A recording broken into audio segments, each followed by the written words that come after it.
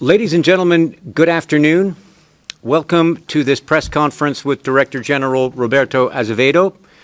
This will be Director General Azevedo's final press conference as DG here at the Centre William Rappard. He will give a brief opening statement and then we'll take your questions. May I remind you that this is a press conference that's being conducted both in a physical way and also via WebEx. If you are participating via WebEx and would like to ask a question, please do press the icon at the bottom of your screen, which will then put your hand up. Dan will know that you've asked a question and we will take your question. Without further ado, let me give the floor to you, Director General. Well, thank you very much, Keith, and thanks not only for today, for the last 7 years, helping me navigate the waters of the press and public relations. Thanks for that. Thanks, everyone. 7 years ago, we had a different conversation. It was the beginning of a journey. Now this is the end of a cycle, so that's a somewhat different conversation. But I'm very happy that after the 7 years, we are where we are at the end of the day. Could we have done more? Certainly. Could it have been worse? I have no doubts about it either. So I'm overall very content with what we have achieved so far. You had access, I suppose, to the statement that I made this morning. So I'm not going to repeat everything now so that we gain time and I give you a chance to ask the questions you want to ask and focus on things that are of particular interest to you. The WTO now is in transition mode. I think that we have already ongoing the process of selection of my successor. I will not make comments about that. That's a process that is conducted by the members and they are fully sovereign to conduct. All I can say about that is that the WTO is truly privileged to have as candidates people of such high caliber that I am sure are going to continue the work we're doing and guiding members into a new era of more opportunities and outcomes here in Geneva. Now, I am not going to say much more, just to thank all of you, both those who are here in Geneva and those reporters who are not in Geneva, who are attending by via the webcast. So I thank you all, not only for being here today, but for being with us for the past 7 years. This is a very technical work, what we do here. The intricacies of diplomacy and politics are not always very obvious, and you have a huge role to play in informing the public, informing the stakeholders about what is happening here in Geneva, and I always could count on you to perform that role at the highest standards. So thank you all very much for the work you have done, and I hope you'll continue to do that and support the system and inform about the system in an accurate and informed manner after I leave and throughout the tenure of my successor. So that's it. If you have any questions, I'm more than happy to take them. The first question is to Assis Moreira. Assis, you have the floor, please. Assis Moreira, Valor Econômico, São Paulo. Mr. Azevedo, what could have you done differently in these 7 years? And the other question, what are you going to do from now on? Well, on the first part, I think my statement kind of raises that issue, what happened over the past 7 years. And I would say that I would break that down in 2 parts. I think one is the substance. And in terms of substance, what was important is that when I took office, And not, I have to say, not by failure of my predecessors in any way. It was just the political environment and the interests and the decisions of members did not allow the WTO to conclude any multilateral agreement until then. So we were already 18 years into the existence of the WTO with no agreements whatsoever. So our priority at the time was to deliver agreements and show that the multilateral track was viable. And that's what we tried to do, and I think we were quite successful. We started with the Bali Trade Facilitation Agreement, and then 2 years later in Nairobi we eliminated all export subsidies for agricultural products, which is something that members were trying to achieve for a long time. I remember that even before I came to Geneva as ambassador. We members were already struggling to get that done, and we finally did it, so it was a big accomplishment right there. The expansion of the Information Technology Agreement, which is a $1 trillion plus agreement as well, so and very contemporary, by the way. Though that part was very important, but it was not only about the substance, I think it was also about the way we did things. And one of the things that I tried to do was to be very transparent, and all the closed doors meetings and things like that became a thing of the past. All negotiations were fully transparent. Even when we had small meetings and conversations like that, it was informed. It was not hidden. It was not a secret. Everybody knew, and I would say, these are the people that I met, and this is what we did, and this is what we think is possible. What do you think? And everybody else would participate in that conversation as well. And also in terms of how to do things, we began to be more flexible in the conversation. So particularly after Buenos Aires, with the joint statement initiatives, we began to talk about issues that were not on the agenda of the WTO, but that were extremely important. And you know what they are: electronic commerce, investment facilitation. We were talking about small and medium enterprises, empowerment of women through trade. We were talking about domestic regulation of services. They were not fully multilateral conversations, but they were open conversations. So anybody who wanted to join could come in, anybody who wanted to leave could walk out. And that kind of flexibility is now giving the WTO a second wind. We now see members excited about what we're discussing. We are seeing the private sector a lot more engaged than what they were before. And that is all happening without forgetting the multilateral track. So we're still talking and advancing Doha round issues, even if not the round per se, but the issues are still very much alive. We cannot forget them, cannot sweep them under the rug. They're too important for a sizable portion of the membership. So I'm not going to go very much on this anymore, because that's on my statement this morning. So you will find it right there. And as to the future, I am not sure yet. There are conversations ongoing, and I'm planning to do different things. There are nice projects out there that I would like to pursue. I'm sure something is going to happen. As far as the future is concerned, for me, what's more important now is to use whatever free time I have for, I don't know how many weeks I will have that free time, to spend with my wife, Lele, who is here. She was always a big part of everything I have achieved, whether I wanted or not.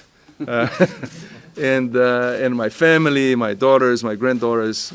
Hopefully we can interact a little bit more, even though not physically, because of the travel restrictions that are in place everywhere. Anyway, thank you.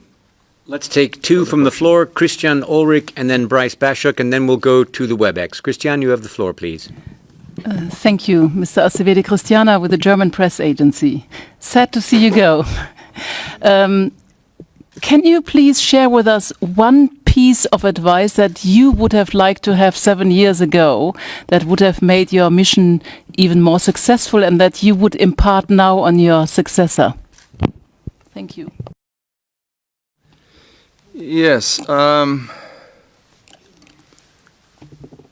It's a tough question because we like to think that we thought of everything, right? But I think one advice that I would give to my successor and that I maybe did not hear when I was walking in is be ready for anything, because things can change in a split second. It can be a political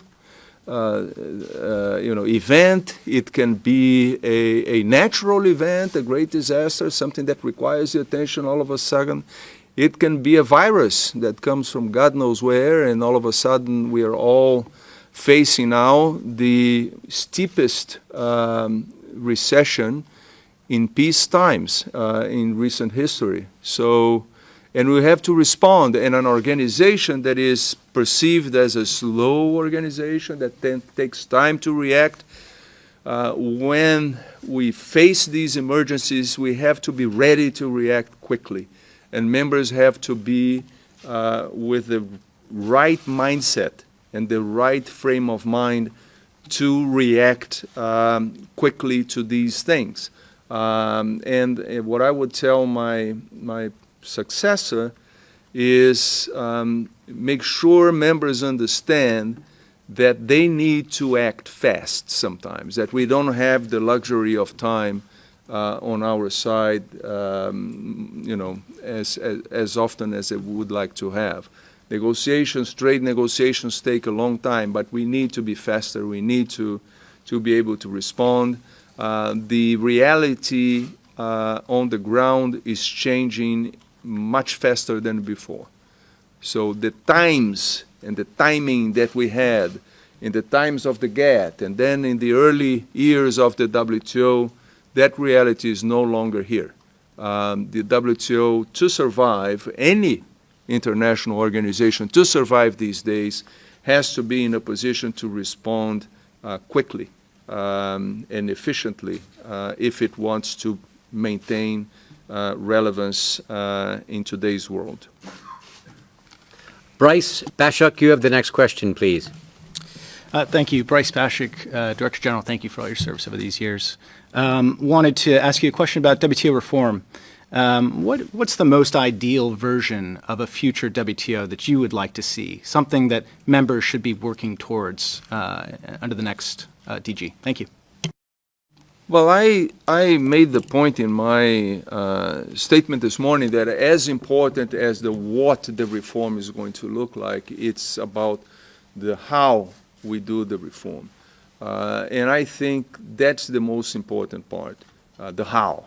So because the what members are going to decide, and I have said over and over again that I don't believe that a big bang reform is the way forward.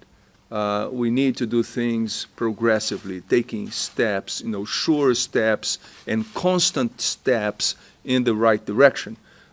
So instead of spending years deciding what the reform can be or what should reform encompass, I think we should move right ahead, which follows through on the previous answer. We need to be fast. We need to be quick. And as long as members decide these are things that we want to change, these are things that we want to do, the organization has to have the tools and the mechanisms to respond quickly to that. And we have been doing that. So these joint statement initiatives, these negotiations that are ongoing that don't involve all 164, might involve sometimes 80 or 100 of them, which sometimes represent more than 90% of global trade. That's the way to move forward. You don't have to bring everybody in. You don't have to force results on anyone. But you cannot also preclude the conversation and the negotiations from happening. And members will accede and will leave depending on their interests. And that kind of structure, that kind of flexibility, if we can how can I say that, crystallize, if we can make it more of a fixture of the WTO work, I think that will be a great quantum leap into the future. Now, having said all that, that does not mean that we can or should abandon the multilateral track. That is the essence of the organization. That's what we should always be striving for.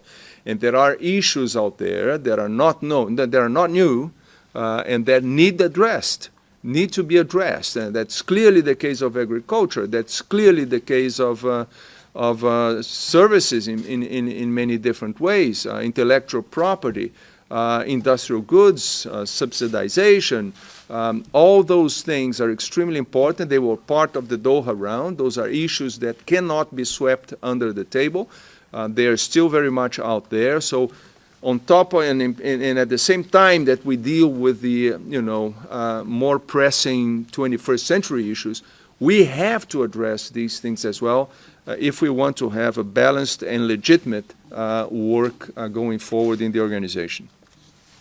Thank you very much. Let's take a WebEx question now. DG, this question comes from Florencia Carboni of Trade News in Buenos Aires. Florencia, you have the floor, please. Thank you, Keith. Good morning, Mr. Azevedo. I'd like to know, what do you think were your biggest success and your biggest mistake during these 7 years? And if you, in sometimes, regret resigning from the DG in advance? Thank you. I'll start with the last one. No, I don't regret resigning early. It was a very carefully thought decision. And as I said, staying on would not end the pandemic. It would not all of a sudden bring trade back to normal. And it would hurt the system because of the coincidence of the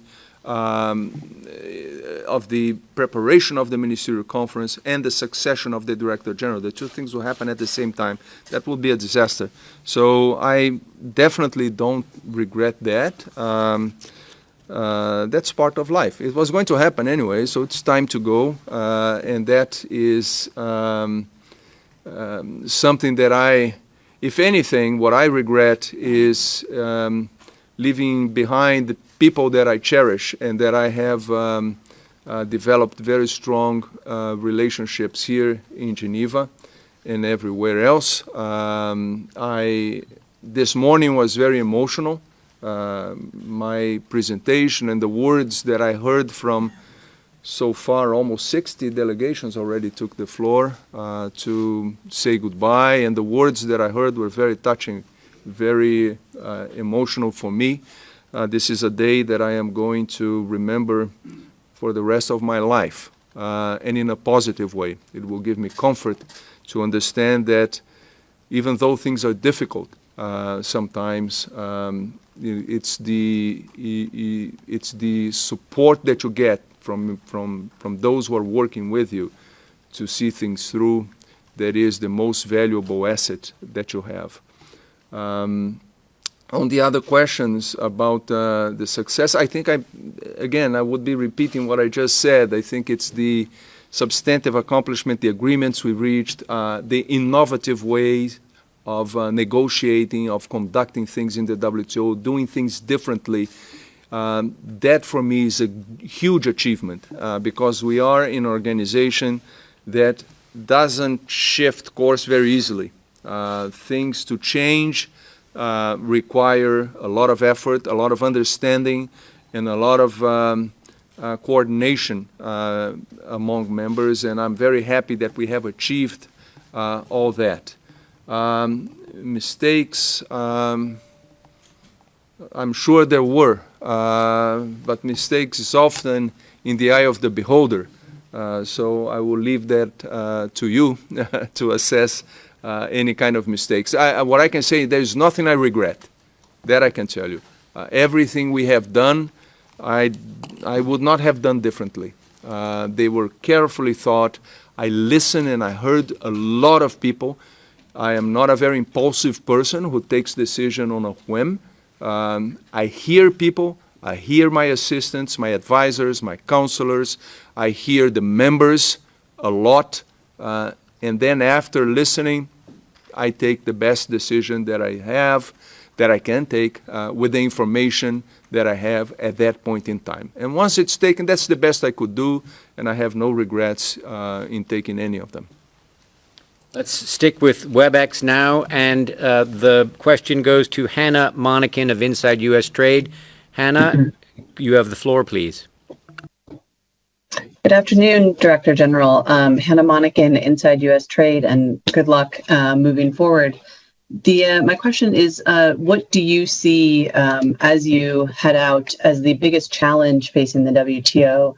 And is it something that a Director General can even resolve moving forward?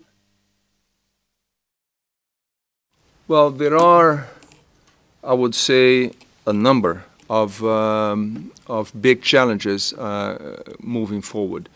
One of them, of course, is dispute settlement. I think without a properly functioning dispute settlement system, the WTO is not going to perform its role adequately for several reasons. First, because it will lose this instrument, right?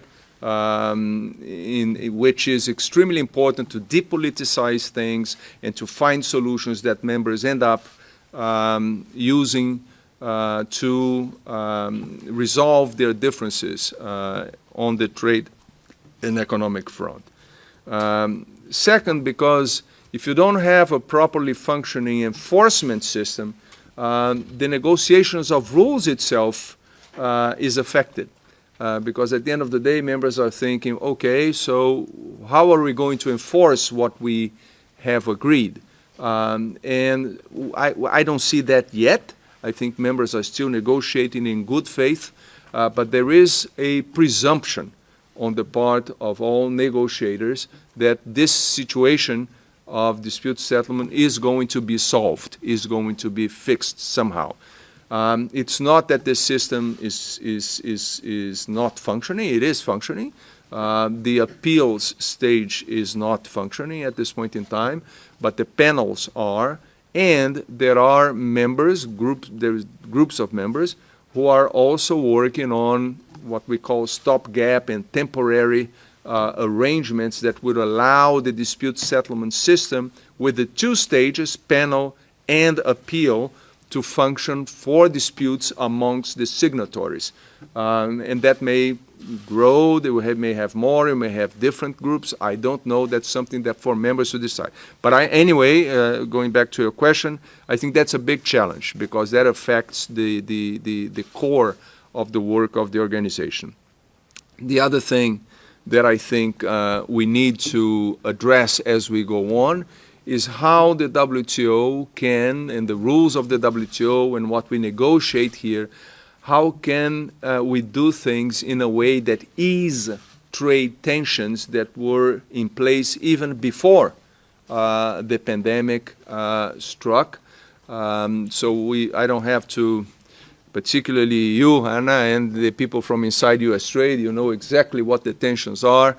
Is there a way that the system can contribute to minimize, to mitigate, to resolve even, hopefully, those tensions? I think that's a huge challenge for the system. Let's take a question from the floor. Let's go to Ling Xin from Xinhua.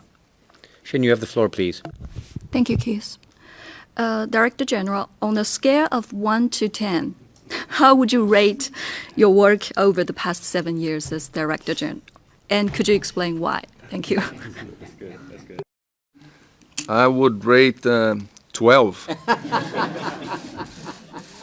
Because we achieved everything that we could, and there were no efforts spared. We did the very best we could do, and together with the Secretariat, and they know, we have worked way over, what would be reasonable to expect from human beings over this period. And we did our best. And that's all that I think one could expect from people who are in our position. I'm sure my successor and the Secretariat will continue to do that. And I would say these are fantastic people. We achieved a lot given the circumstances. It may well be that people who don't live the day-to-day of these buildings don't understand the challenges, but I do.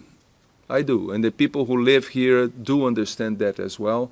What has been achieved over these past 7 years in terms of substance and processes, it's outstanding. I'm very happy with what we have done. Now, can we do more? Could we have done more?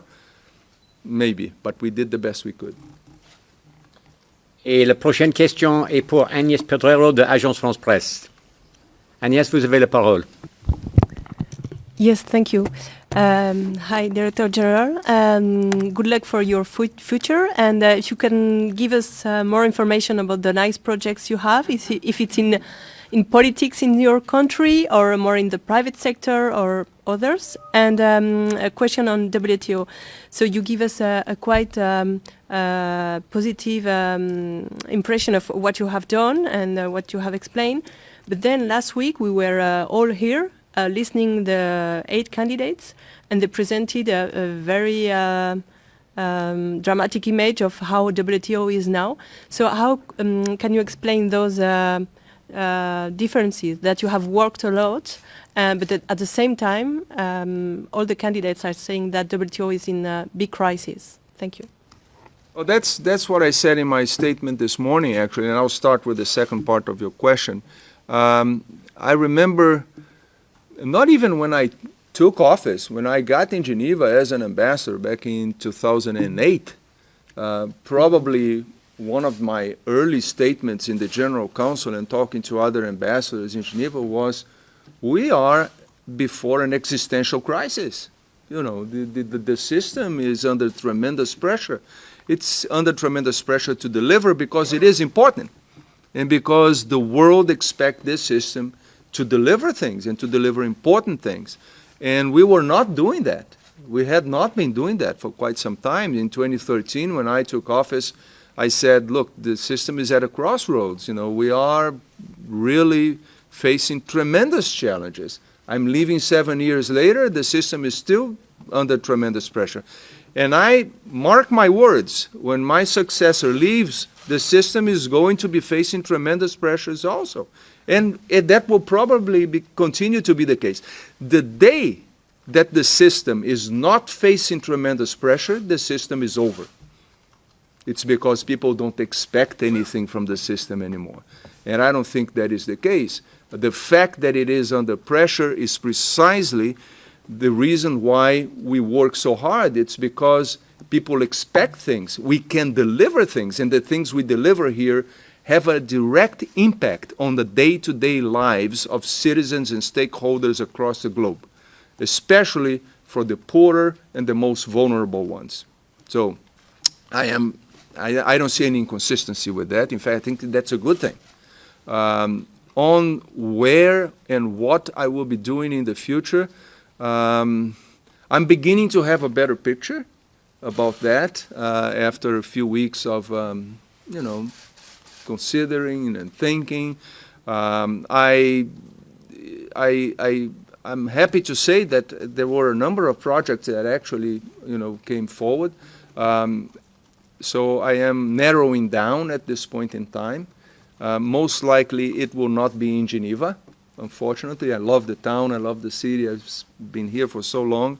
But that's life. You have to move, you have to do different things. I would say it's not in Brazil. So I hope that answers part of your question as well. Let's now go to WebEx, and it's a question to Doug Palmer of Politico. Doug, you have the floor.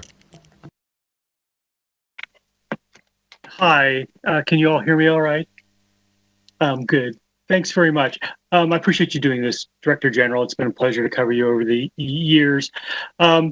in one of the press conferences last week, the Kenyan candidate, Amina Mohammed, talked about how when she was there in 2015, the WTO was a beehive of activity, just lots of stuff going on all over the place, and that's not the case now. It sounds like you don't really agree with that perception, but I wonder if you would address that, and what do you think was the reason that that things have kind of turned so dour between 2015 and 2020, if that is the case? Well, I have to say the WTO is very good at doing things below the radar. So a lot of people who are not in the rooms, who are not in the buildings, are not familiar with what is happening here. I would say there is a lot of activity going on now. We are on track for a ministerial conference, which I hoped would be under my stewardship this last June.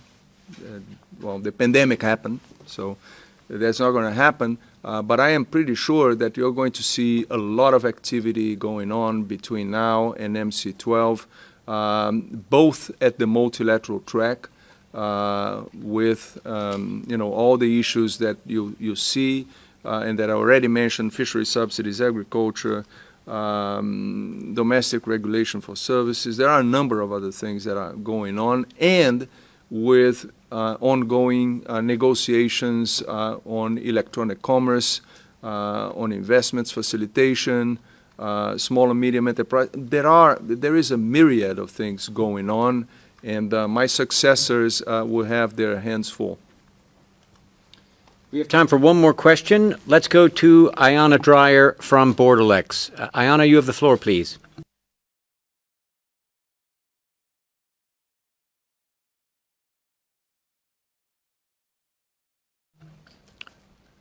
Are you there, Ayana?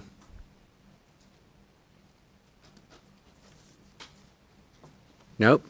Well, I have a question that's been sent by WhatsApp, and it comes from Gabriela Sotomayor from Pochesco, the Mexican news agency. And the question from Gabriela is, what is the main challenge the new Director General will face during these times of pandemic?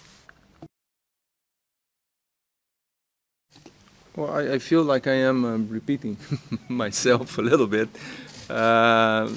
Again, the major challenges, I think, if we narrow down on the pandemic itself, and because I have already mentioned about the challenges for the system, for the future, let me say something different. Let me talk about the pandemic specifically. And I think addressing the pandemic, there are big variables. I think the first and clear one is we don't know how long it's going to last. We don't know how effective we're going to be in fighting it. We don't know how quickly or it will be spreading or be controlled in different parts of the globe. We don't know how far away from a vaccine we are, an effective one. All those things are extremely important to tell us how deep into the hole we're going to go before we begin to get out of the hole. What is important to understand is that we have the ability, unlike other previous peacetime crises, to get out of the hole in good shape, or let's say in better shape than in other situations. Why is that? Because the economic engine is still functioning, or was still functioning, and therefore resuming activities is easier because we were not dealing before with fundamental misalignments of the economic indicators. Now, having said that, the longer the pandemic goes on, the more difficult it is going to be to resume normal operations because the engine is going to suffer more and more. Companies will, go bankrupt. People who are being laid off will have more difficulty to be hired back. And we also have the costs of, maintaining economic activity and support to citizens throughout the pandemic, fiscal costs, which are going to weigh on the recovery.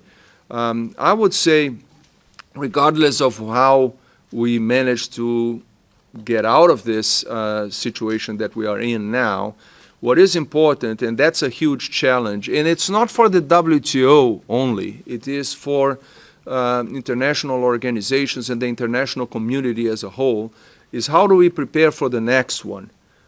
We need to have mechanisms in place that will kick in automatically, because the knee-jerk reaction before any emergency, like a pandemic of this nature, is to protect the ones that are close to us, right? So before me and my family, then my community, my street, my city, my country. So it's concentric circles which do not always favor the kind of cooperation that is needed to truly address and effectively address a crisis that is global in nature. Even if it isn't in the very early and first stages, it will become global unless you control it very, very early on. And those kind of mechanisms are very hard to negotiate and to decide upon in the middle of the pandemic, in the middle of the crisis. So let's use the time that we have now between this one and the next crisis to work together, countries, governments, companies, and international organizations to figure out what we need to have in place so that can be a rapid deployment mechanism in situations that require this degree of international cooperation and collaboration. We should be ready by now. We had this crisis before. This is not the first one. When we failed before, let's not fail again. Thank you, Director General. Thanks to all of you who are here, and thanks to those who have participated via WebEx. Thanks again. Thanks, everyone. Good afternoon. Bye.